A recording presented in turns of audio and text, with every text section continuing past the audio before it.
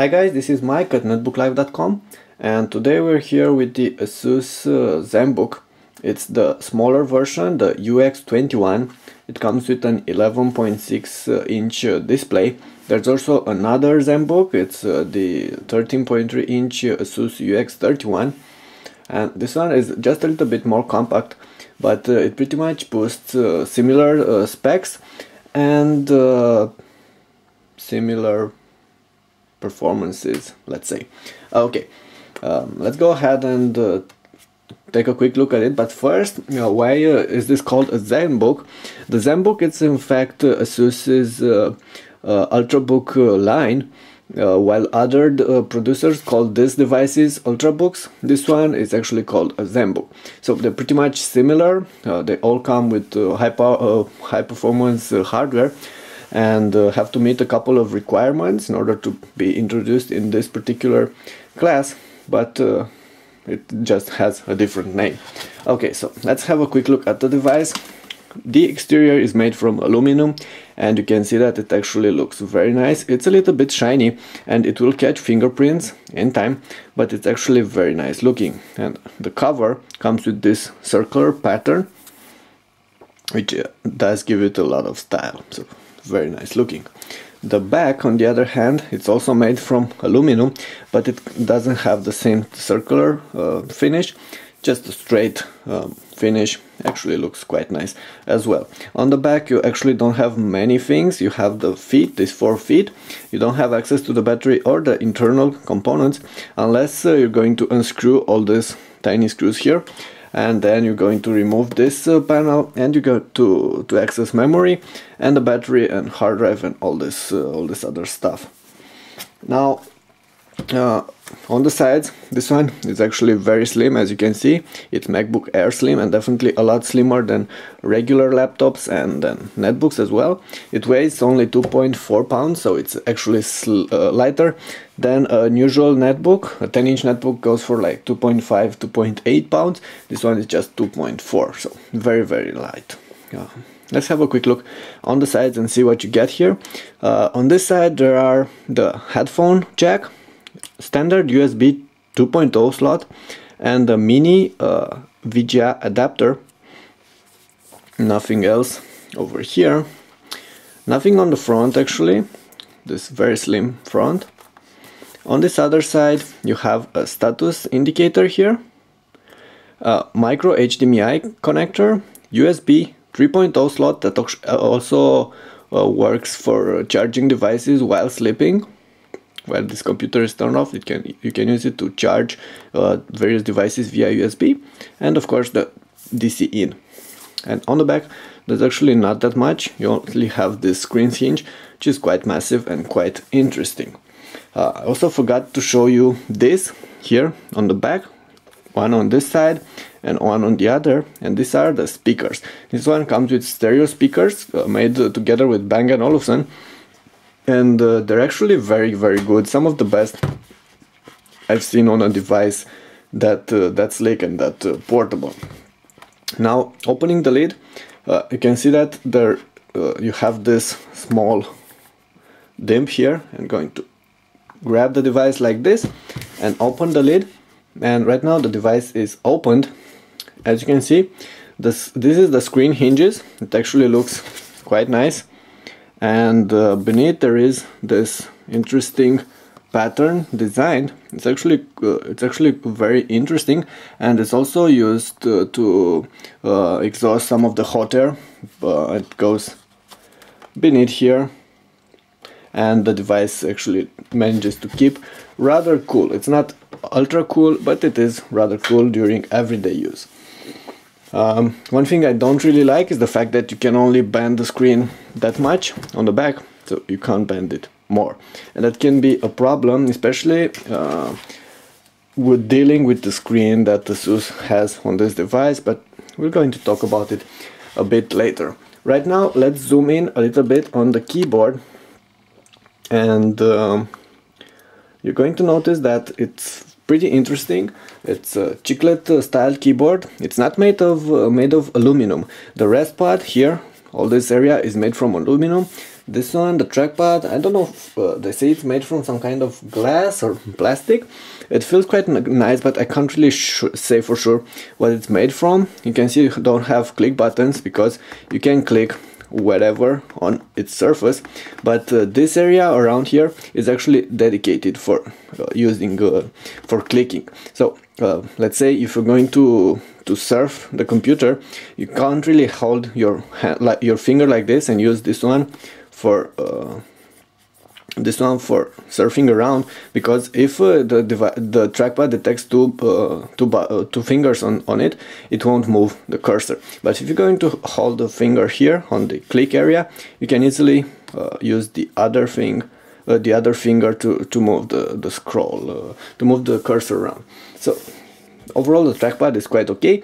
Of course, sometimes it's a little bit imprecise, and there is a little bit of lag. For instance, if you're going to write things, use the keyboard for a while, and then you're going to swipe back to use the trackpad, there will be a slight delay from the time you're going to touch it to the time the cursor will actually move, which is like up to 1 second. It's not noticeable, but can be a little bit of a problem.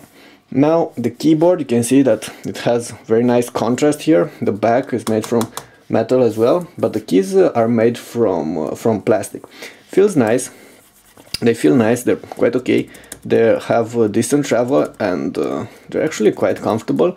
Pretty much no flex on this device. They're actually pretty silent as well, but except for the space button. The space button, you saw, it's a bit noisier. Overall, the layout is interesting. I would say good. The standard keys, they're not square, they're rectangular, so that means they're a little bit wider than taller. So this will mean that for those of you that have bigger fingers, going to take a little bit of time to get used to this particular design. But besides this, it's actually quite nice. The arrows on the keys on top are a little bit smaller, and also the arrow keys, they're actually very small. So this is one of the things I don't really like about it. And the other thing is the fact that they integrated the power button here with the keyboard, so it's not stiffer, it's pretty much the same as the others.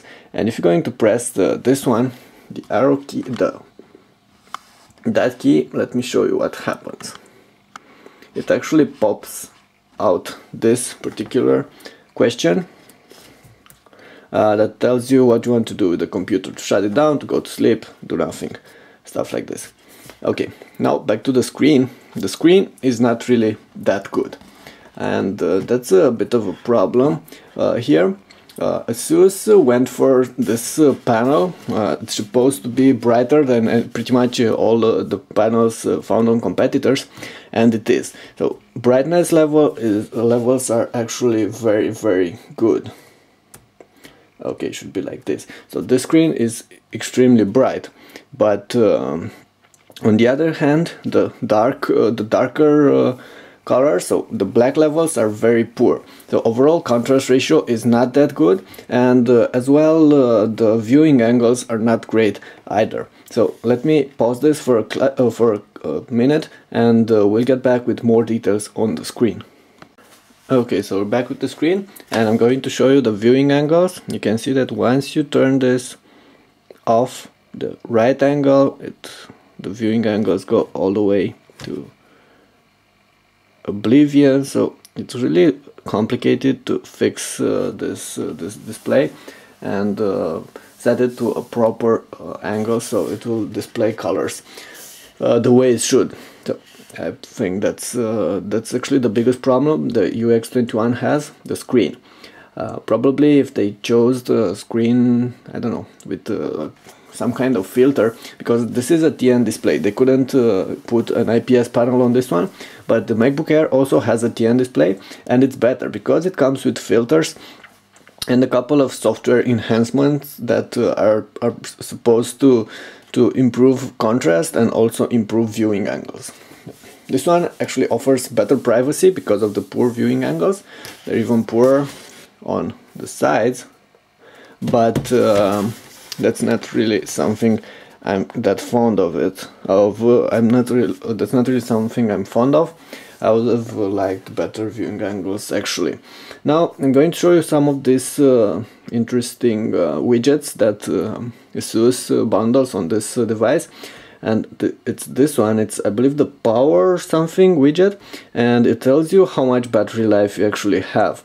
It's not changing real time, it's based on estimations, but it tells you how charged up the battery is, how long standby time you have, and all this stuff.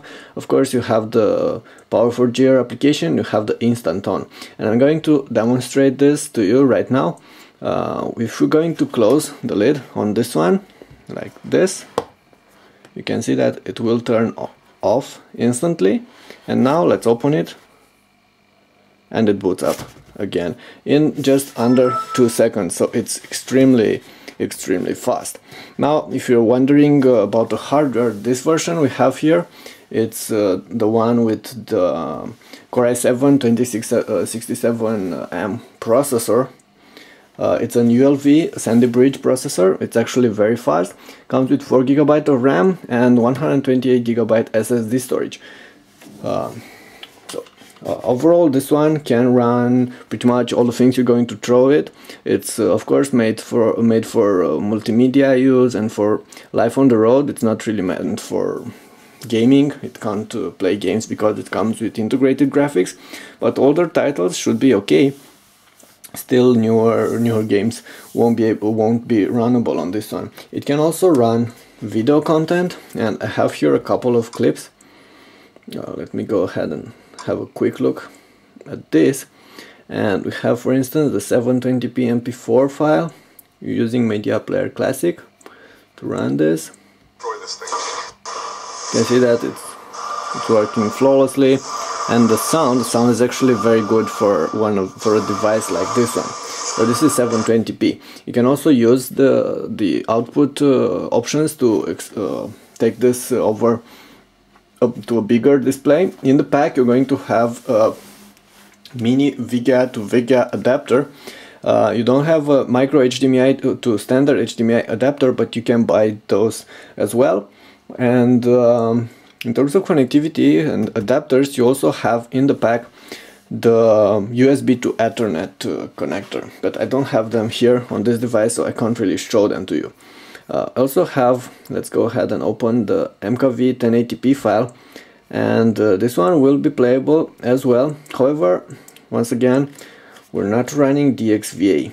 It says here that it's not using DXVA, so I haven't had the time to set this up accordingly. So this is why it's using the processor to decode the clip. So there are a couple of skipped frames, and the sound it's not perfect.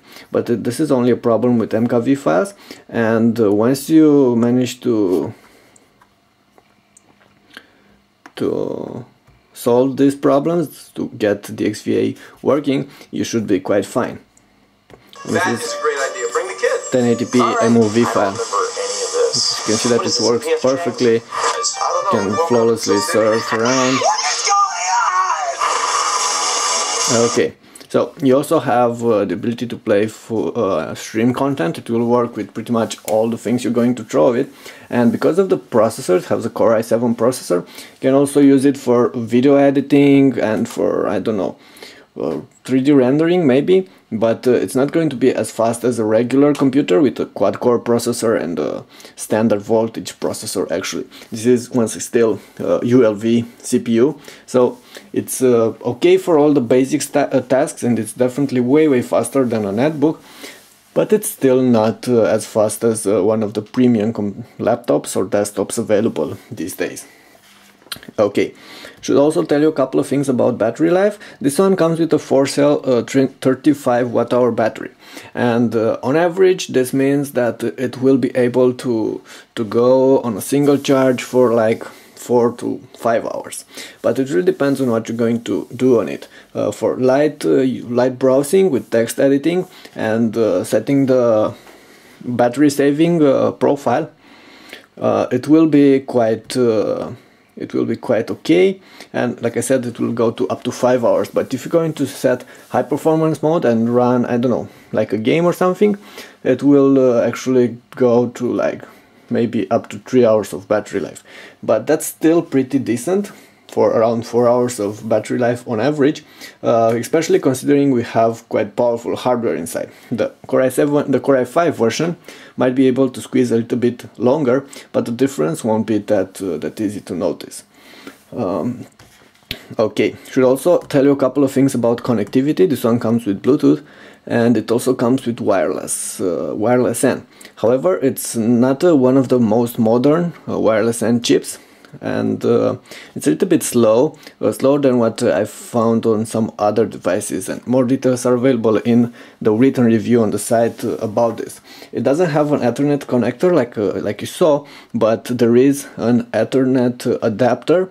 It connects to USB, and then you can connect your Ethernet cable, and it will be able to use it like this without a problem. And that adapter is included in the pack with the laptop. Should also tell you a couple of things about prices. This one, the Zenbook UX21, starts at $9.99, and for that you're going to get a Core i5 Sandy Bridge ULV processor, 4GB of memory, and 128GB SSD, plus all the other standard facts, the screen, the 35Wh battery, and all the ports and adapters. Similar kept version, but that comes with a Core i7 processor, goes for $200 extra, so that one is $11.99. Not really sure if you're going to need the extra power provided by the Core i7 processor. If you will, then go for the more expensive version. Otherwise, the Core i5 Ultra Zenbook will be just fine, and it's definitely very fast when compared to other devices in this size range. And I also expect prices to drop a little bit as winter sale get closer, probably to like $900 for the first the base version of the UX21. Now, speaking about competition, there aren't that many competitors in this size range, 11.1 inch size range, because most ultrabooks right now come with a bigger display, 13.3 inch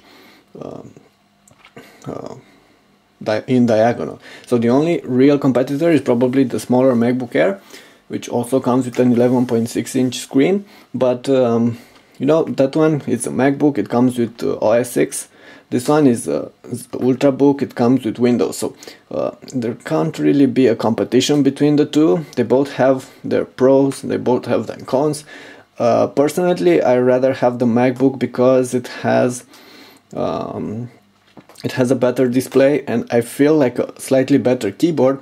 This one actually has a bit better battery life and better speakers for sure, and looks perhaps a little bit nicer. So it's really close competition here. But like I said, if you already have a MacBook and on your software all your programs are meant for the MacBook, you're not going to go to buy a Windows device. So really, this one is for Windows fans, Windows users, while that one is for Mac users. So while they're in the same class, they're not really competitors. Of course, if you want a bigger ultrabook, you have a bunch of other options. We have the Aspire S3, which is cheaper but also poorer in a couple of different aspects. You have the Lenovo IdeaPad U300S, and you have the new Toshiba Portage, and a couple of others. I believe HP and Gateway, maybe Dell as well announced ultrabooks for the future. But right now, in this price range and in this class, actually, you don't have that many competitors for the Asus UX21. And this pretty much wraps our video review for this laptop. It's actually very nice. I think it's one of the slickest mini laptops you're going to find out there on the market.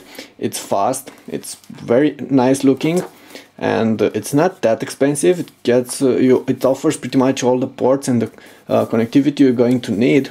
Wireless N, the wireless N chip, it's a little bit older and perhaps a bit slower than others, but you're still going to get like 5 to 10 megabytes per second wireless transfer on average, which is just fine for what the vast majority of you guys will ever need.